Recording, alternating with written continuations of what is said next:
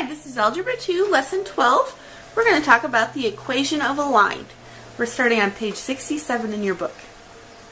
All first-degree equations in two unknowns are called linear equations, and their graph is a straight line. There are an infinite number of ordered pairs of x and y that satisfy every linear equation. If we graph the ordered pairs, -3 and 4, and 3 and 0, so let's do that. Here's a graph, donnieyoung.org. That's where I get these nice graphs. So -3 and 4, it's going to be right here. Oops, sorry, -3 and +4. Not right there. And 3 and 0, here we go. We can find the equation of the line that passes through both of these points using y equals mx plus b. So, where did I put my straight edge? There we go. Here's our line.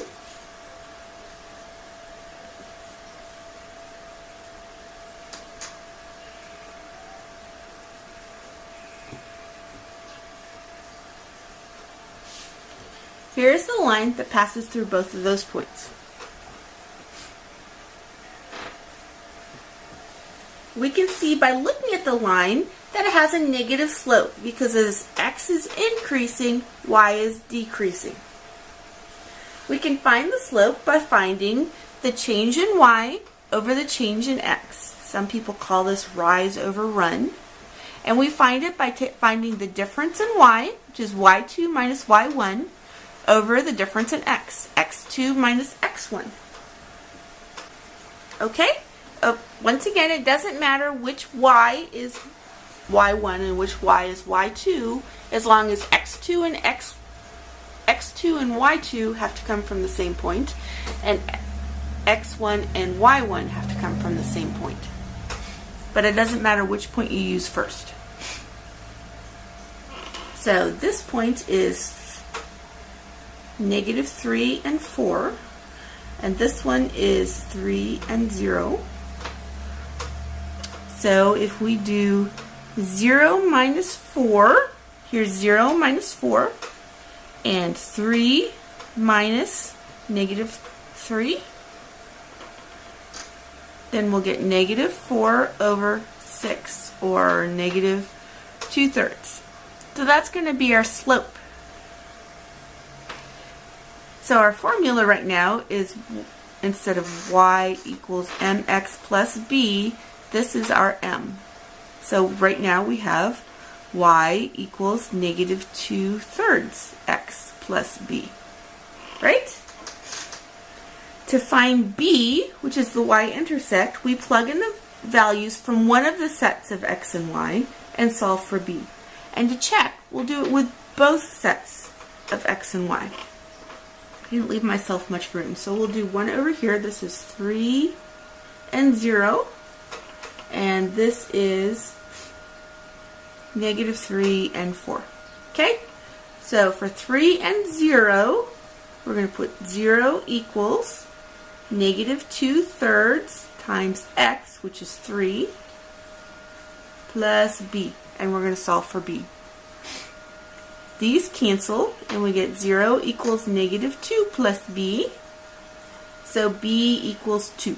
If we add 2 to both sides, we'll get b equals 2. Okay, over here, for the y, we're going to use 4. So 4 equals -2/3 times the x, which is -3, plus b, because that's what we're solving for. So 4 equals, the -3's cancel, and we're left with 2 plus b,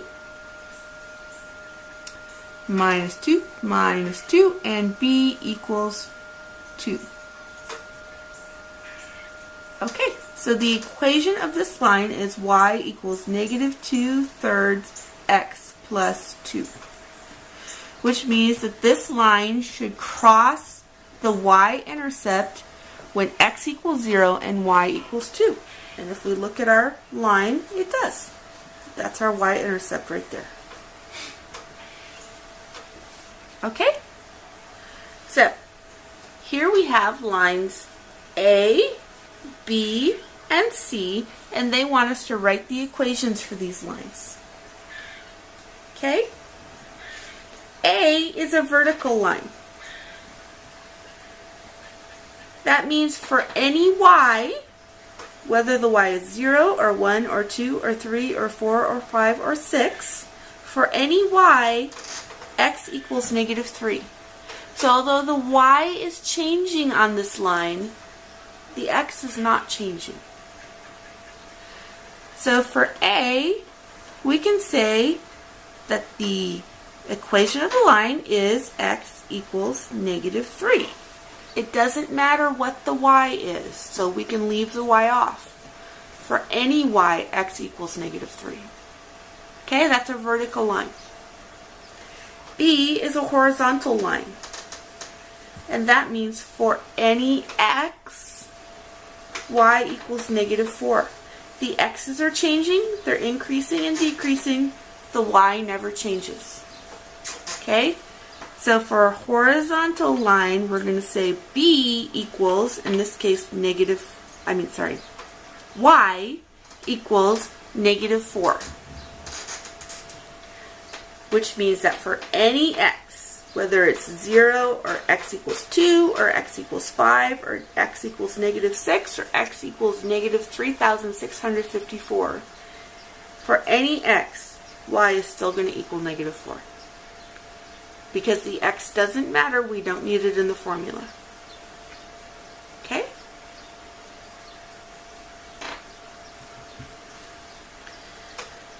For C, all right, here we have a slanted line, so we're going to have to work a little bit harder. We're going to use the form y equals mx plus b. We can tell by looking at it, because I actually used a straight edge this time, that it's crossing the y-intercept at where x equals 0 and y equals 3. So the y-intercept is 3. It's where it's at 0 and 3. So we can put that in place of the b. The y equals mx plus 3. Okay? To find the slope, we need 2 convenient points on the line. We know we have 0 and 3 already. And we can see that it intercepts the line A here at negative 3 and 2. So we're going to use 0 and 3 and negative 3 and 2 as our points on the line. Now that we have 2 points, we can find the slope by finding the change in y over the change in x, or the rise over the run. Once again, it doesn't matter which one is point 1 and which one is point 2, so we'll use point 1 and point 2. So here it's going to be 2 minus 3, 2 minus 3, and here it's going to be negative 3 minus 0, negative 3 minus 0. We have negative 1 over negative 3. The negatives cancel and the slope is 1/3. We would expect it to have a positive slope because as x increases, y is also increasing. Okay, so the slope is going to be positive. So the answer is going to be y equals 1/3 x plus 3.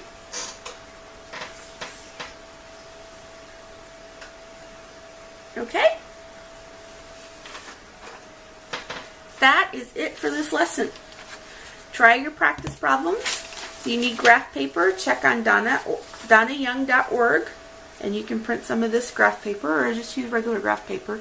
Remember, if you have more than one line on a graph, which is fine, you need to label them. So if we are going to label these, we would say this one is x equals negative 3. This one is y equals negative 4. And this one is y equals 1/3 x plus 3. Okay? They need to be labeled obviously and neatly, and the labels need to be close enough to the line so that I can tell which ones you're talking about. Let me know if you have any questions.